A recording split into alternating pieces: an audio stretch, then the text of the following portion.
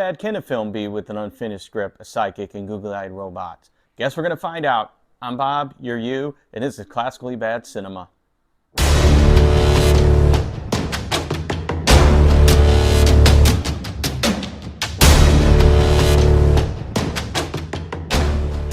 The Black Hole is a 1979 science fiction film that was directed by Gary Nelson. With a production budget of $20 million and another $6 million for advertising, it was at the time the most expensive film produced by Disney. It's got to be good, right? Right? Oh no, it's bad. It's real bad. It's like eating a hot circle of garbage. The film also has the distinction of being the first Disney film that earned a PG rating. That's mainly due to the frequent use of hell and damn and the violent yet easily preventable death of Anthony Perkins' character, Dr. Durand. The film was initially conceived as a space-themed disaster film to take advantage of both Star Wars and the disaster film craze of the time. However, due in part to the disaster film genre peaking in the late 70s, the script would go under numerous rewrites and changes from various screenwriters over the years, ironically resulting in a script that wasn't even finished when filming started. And to complicate matters more, none of the filmmakers really had a vision on how to properly end the film, which would become abundantly clear after viewing it. On the plus side, Disney's special effects department did use new computerized camera technology to create the visual effects, which resulted in 2 Academy Awards, one for Best Cinematography and one for Best Visual Effects. The film was released in December 1979 to very mixed reviews and would go on to gross around $35 million. Now you'd think a film studio hoping to make their Star Wars level sci-fi film, they'd really kick it off with some sort of in-your-face action, like a Star Wars opening crawl or something like that. Anything to really help pull the audience in. Nah, we get none of that. Just complete and utter darkness. And to be truthful, I honestly thought my TV was glitching, which it's been known to do from time to time. Anyways, almost 2.5 minutes in and we finally get some sort of visual. Now don't get too excited. We still have another minute and 36 seconds of opening credits to get through before we hit anything that even remotely looks like an actual film. And we're introduced to the crew of the USS Palomino, who are returning from a deep space exploratory mission. There's Captain Dan Holland, the commander of the Palomino, First Officer Lieutenant Charlie Pfizer, who seems only be around to argue with Vincent, kind of to be Disney version of R2-C3PO. Then there's Harry Booth. He's a journalist whose character really is out of place. I mean, seriously, what news organization sends a middle-aged, out-of-shape reporter to deep space for a mission? I mean, who do you got to piss off to get this assignment? Then there's Dr. Dr. Alex Durand, whom I'm really hoping kept Mother in the basement on Earth. And finally, there's Dr. Kate, the ship's psychic who has the ability to telepathically communicate with the ship's robot Vincent. Now, I'm not sure exactly what her role was supposed to be or what she'd done prior to this mission of this film, but everything she does here could easily be replaced with a walkie-talkie. I honestly kept waiting for her to get a call from somebody else. Incoming message from the big giant head. Hey, to ensure better customer service, this transmission may be monitored. An interesting tidbit though, Sigourney Weaver was considered for this role, but that would have kicked way too much ass for this film. It's during the 2.5 minutes of blacked out opening nonsense, when I thought my TV was being a piece of shit, that we learned that they discovered a massive black hole, along with a spacecraft that oddly hasn't been pulled into the gravitational field. And in fact, it hasn't even moved an inch since they started observing it. While we saw nothing but a blank screen again thinking our TVs were shit. They discover it's a long-lost ship, the USS Cygnus. A movie about black holes, missing ships discovered decades later while disappearing, and another ship returning home from a mission goes to investigate it? This sounds an awful like Event Horizon. Conveniently, it just so happens to be the same ship that Kate's father was on when it went missing 20 years prior. And oddly, you'd think Kate would have recognized this right away since her father was on this ship at one time when it went missing. Not only does this ship just happen to have Kate's father on it, but Harry Booth just happened to be familiar with Hans Reinhardt, the mad scientist who was aboard the ship as well. The ship's mission was to... Its mission to discover habitable life in outer space. Wait. I think they meant habitable planet, unless they were thinking of exploring Uranus. I don't care who you are, that's funny right there. You can't laugh at that, you need to get Anyways, long story short here, the crew decides to investigate more closely and discover the area surrounding the ship has zero gravity. Unfortunately for them, they drift too far from the protective shield and is caught in the gravitational pull of the black hole that damages their ship. It's after that mishap that the signet lights up, revealing potential survivors might be on board. The crew cautiously docks their vessel and goes off to investigate, leaving Charlie behind to keep an eye on their ship. Kate, Dan, Harry, Vincent, and Norman Bates follow a series of remotely operated doors that lead them through a maze of the ship that goes on entirely too long. I mean, damn, they really should have shortened the ship. I'm getting some serious sandstorm rock climbing MST3K vibes here. Deep hurting. Deep hurting. I mean, seriously, you know it's not going to end well when in the first room you encounter lasers that destroy your weapons and almost takes out your robot in the process. I mean, I know another group of space travelers that dealt with something similar, and their little adventure became quite the ordeal, let me tell you. After a bunch of exciting walking and cart riding action, they finally arrive at the control tower, which appears to be over-engineered and operated by robots and not humanoids, including a rather unfriendly red robot named Maximilian, who gets into a pissing contest with Vincent. Thinking that they're on a long-lost ship that's now controlled by robots, they discover that there's one human left, Dr. Hans Reinhardt, who sounds an awful like Burgermeister Meister Burger. You are obviously a nonconformist. The Cygnus encountered a field of meteorites and was disabled. Yeah, nothing creepy about this crazy hair, crazy eye doing the slightest. Nor is there any reason for him to greet them when they came on the bridge. He regretfully informs Kate that her father died. When the crew asks Dr. Hans why the rest of the crew didn't return to Earth, he's shocked. He tells them that he ordered the crew to abandon ship when the Cygnus was damaged in a meteor shower, and that he and Frank stayed behind. He ended up building the robots to help him repair and run the ship for the last 20 years. Man, wow, that's some pretty slow-ass robots he made, I tell you. We find out that the ship is protected from the black hole by an anti-gravity shield, which I'm sure is done by reversing the polarity and stuff like that. I forgot to put in the crystals. Anyways, 4 red stormtrooper wannabe red robots arrive with Charlie, bringing the entire crew together.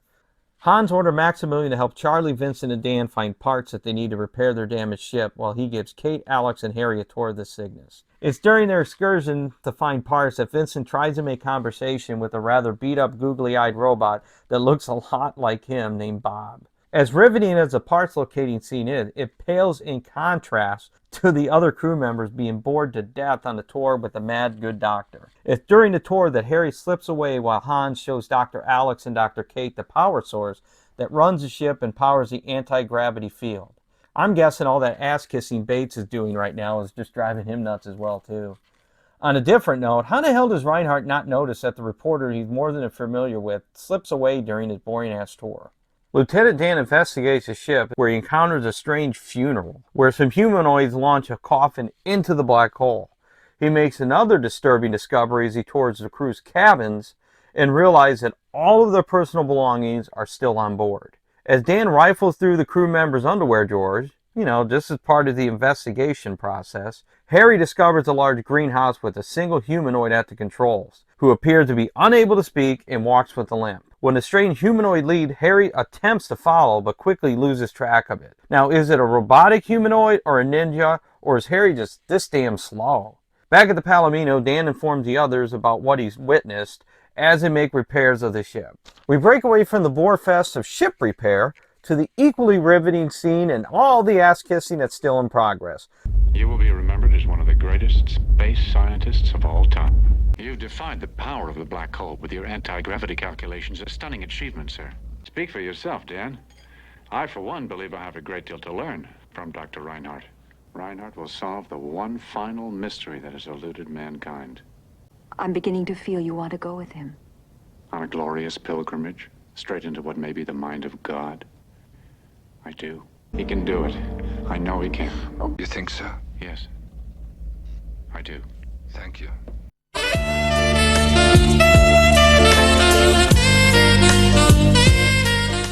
Hans invites the entire crew to join him for dinner, all except Vincent, who goes screw himself, evidently. He ends up getting dropped off at a rec room where other robots on the ship have gathered around for target practice. Yeah, just go with it. It's here where we meet Star, who was Reinhardt's right-hand man before Maximilian came along, and beats on Bob. Star challenges Bob to a shooting match that he wins by cheating. Vincent, who's had enough of the cheating bullshit and seeing Bob get his ass kicked for the 12,000th time, challenges Star to a match himself. You knocked him down. Why don't you try knocking me down now? Vincent not only whips some wholesale ass here, but he also ricochets one of his trick shots and strikes Star right in the chest, destroying the robot. Oops. If there's anything I cannot stand, it's a sore loser. Meanwhile, the crew awaits dinner in the ship's dining room that looks like one of the engineer's grandmas did the decorating.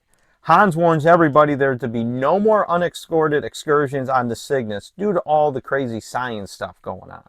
Emphasis on the crazy. I wonder if he's talking about Dan, or if he even noticed that Booth has slipped away earlier. Talk about the food lead Hans to comment that it's grown in the ship's greenhouse, which is only large enough to feed one person.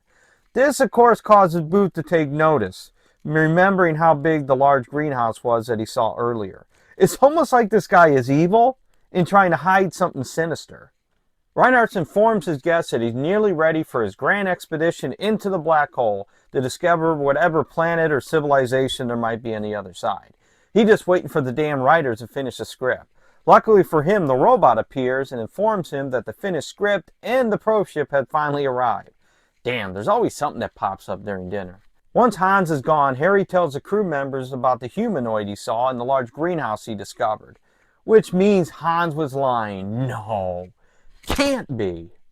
He suggests commandeering the Signet and using it to return home, but the rest of the crew is hesitant on that idea. Just keep this little scene in mind for later on. Vincent meets Bob in the storage room where they can finally talk freely, and we get a definite answer on how awesome and cool Reinhardt actually is. Well, actually, Bob reveals that this is really a death ship. No, not that one. The outer space one. He helps Vincent get his weapons back online and leads him to a room where a machine keeps what's left of the crew alive. Surprise! The former crew never left the ship. They were turned into the humanoids are now kind of... He's more machine now than man. Twisted and evil. Okay, maybe not twisted and evil, but definitely more machine-like. The two are discovered by Red Robot soldiers, which they quickly destroy. Vincent and Bob attempt to hide the evidence. Well, that's kind of a crappy attempt. Maybe Dr. Bates could give you guys a hand there. Vint uses his ESP connection with Kate to summon Dan, Charlie, and Harry back to the Palomino, where Bob informs them that Hans refused the order to return to Earth and in a complete dick move, killed Kate's father when he and the rest of the crew tried to stop him. Damn, who would have thought you couldn't trust a mad, obsessed scientist? Bates informs Hans and Kate that he'd like to accompany Hans into the journey into the black hole. She does make an attempt to dissuade him, but receives a message from Vincent that she's aboard the Palomino immediately, with or without Norman. She also learns the ugly truth about her father's murder and the fate of the rest of the crew. Kate tries to warn Norman that Hans is a whacked-out murderer, but she does it in earshot. Anyways, none of that matters because Norman pulls a helmet off of one of the humanoids, revealing the awful truth. What's with Perkins being cast and filmed with mummified humans? As they attempt to leave, Maximilian attacks. Okay, well, Norman's dead. Boy, that escalated quickly. I mean, that really got out of hand fast. Before ordering the robots to take Kate to the hospital, Hans begs her to protect him from Maximilian. Seriously, dude? You're sending some missed signals here. I mean, we know you're evil and nuts. I don't think you're going to be able to fool anybody at this point. That whole line is odd. I'm not sure if the filmmakers were trying to throw viewers off or what, because nothing before or after this would give you any sense that this dude is legit and acting fear for his life of his big red friend over here. Kate sends an ESP message to Dan and Vincent to go rescue her, while Charlie and Harry stay behind on the Palomino to ready it for launch. Unknowingly, Hans gives the order to liquidate the guests. Well, that doesn't sound very good. Alarm sound as the Signet fires its thrusters and begins heading into the black hole. In the hospital bay, Dr. Kate, looking very much like a baked potato, is about to become lobotomized and turned into a humanoid when Dan and Vincent arrive just in time to rescue her, with some very oddly selected epic theme music to boot.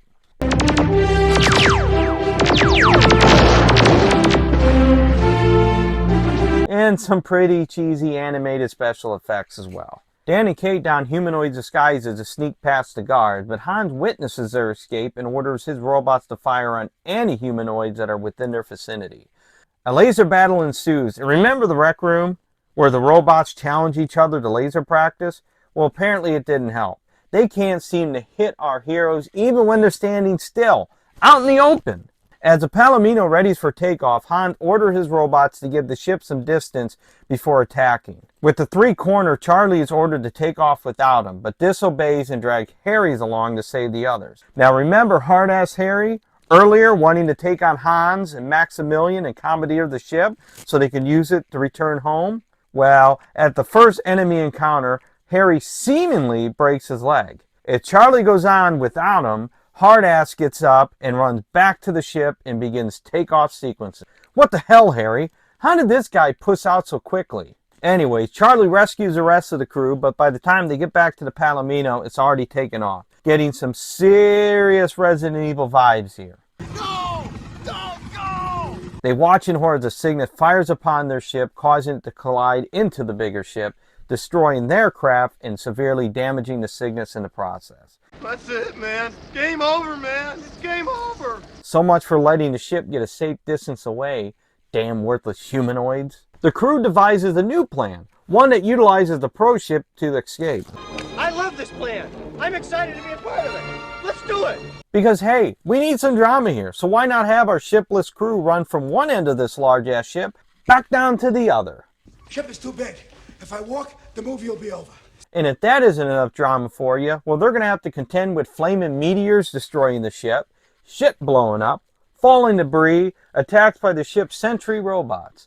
Now, I got to ask, after the card thing stops here, because the track is destroyed, why aren't they dead? Technically, they're outside in space. This whole scene is out of hand. Not only were they outside, but look at the size of this ginormous meteor just rolling through the ship. Remember how I said the script wasn't complete when the filming began? Is it evident yet? Also, how do you have a flaming meteor in space anyways? This is some bullshit right here! The crew flees through the greenhouse and exchange fires with the robots until a meteor destroys it, freezing everything and sucking the enemy robots, but not them, into the black hole. Vincent does manage to cut the door open so they can escape. But why is Bob about ready to die of hypothermia and the rest of the crew are like, yeah, hey, no big deal. Back in the command tower, the ship continues to get pulverized by the meteor as the system warns that it's reached structural overload due to the black hole's gravitational field. The ship begins to buckle and explode under the pressure. Hans orders Maximilian to prep the probe ship for his voyage instead. However, before he can leave, his big-ass large flat screen falls, crushing him. Man, you really have to make sure you mount those to a stud. And none of his humanoids come to his aid. Teach you to lobotomize your crew, asshole.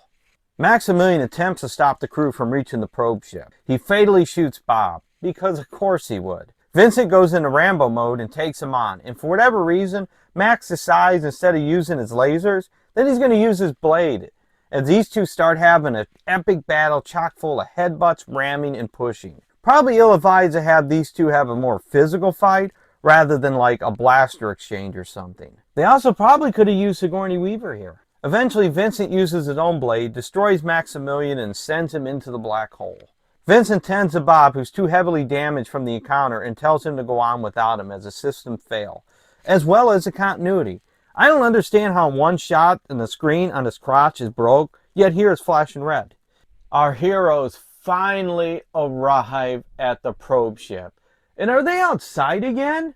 I don't understand any of this. Did continuity, get sucked into the black hole already? I mean, look how far out in space Charlie is. How is he even alive? The crew quickly boards the probe and takes off as the Cygnets is sucked into the black hole. But they quickly discover they can't override the course Reinhardt set and are forced into the black hole as well.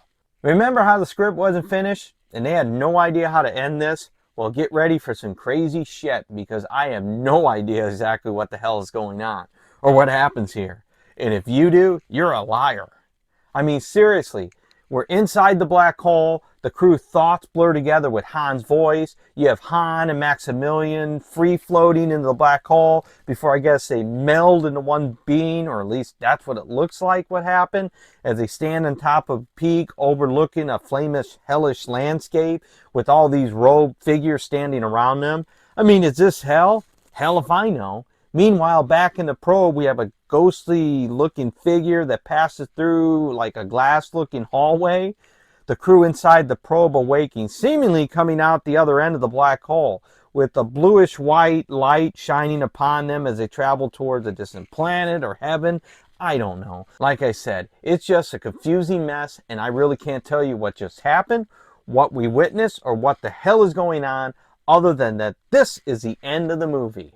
So what did I think of this space film? Time to go to the hits and misses and find out. Starting with the misses, the biggest obvious one is the lack of story itself. As mentioned earlier, the script was unfinished when filming began, and writers were completely unsure on how it should properly end, and were hoping to figure it out by the time they ended filming. And it definitely shows. There's no character backstory, which results in some pretty bland characters with no development to speak of. And you never quite get an adequate feel of just how in danger they are, because their fate really is in no way tied to escaping Dr. Hans Reinhardt. By the end, their ship is repaired and don't need him or the Cygnus to survive or get home. So why even discuss commandeering the Cygnus and trying to stop Reinhardt? Nor does it matter if the crew escapes, which made little sense to destroy the Palomino when it took off. Either way, Reinhardt's going through the black hole, and none of these two scenarios matter in the slightest for either of them.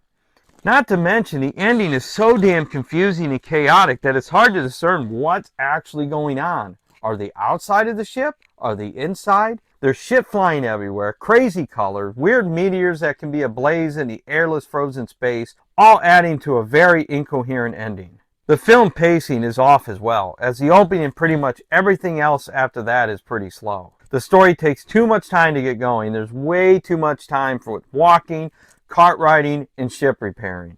Deep hurting. Deep hurting.